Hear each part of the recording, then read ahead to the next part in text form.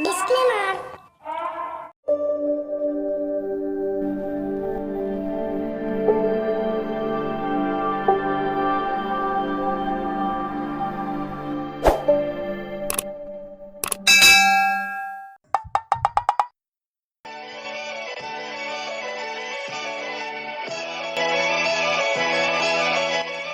আটটা বেজে গেল, ছেলেরা এখনো ঘুম থেকে উঠে না। কই রে বাবু, ঘুম থেকে উঠ, প্রাইভেট যাবি না নাকি? কই রে বাবু, কথাটা কানে যায় না নাকি? শুয়ারের বাচ্চাকে গেলে আজকে মেরেই নি।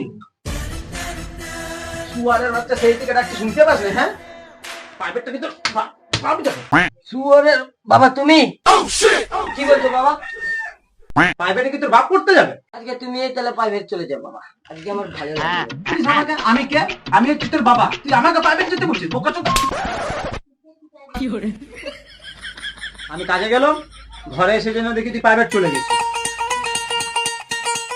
বাপ বলে কিছু বললাম না, সকালবেলায় মাকে দিয়ে প্রাইভেট করা দিচ্ছে।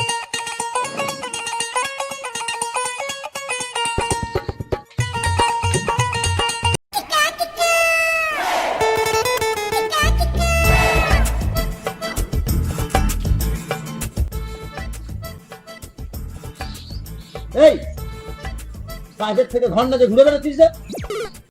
ঘরেই তো যাচ্ছি। তুমি কি করতে বসে রয়েছো এখানে কাজ না করে? আমি কি করছি না করছি তোর দেখার দরকার নেই, শালা নুনির বেটা। বাবু কই রে? বাবু একটা জিনিস এনেছি, দেখবি আইলে। বাবা মনে হয় মিষ্টি মিষ্টি এনেছে, যায়।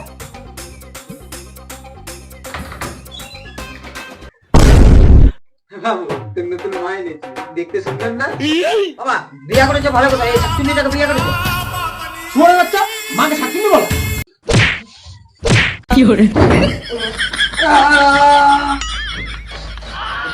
সত্যি গেলে না তার ঢুকা দিতে হবে।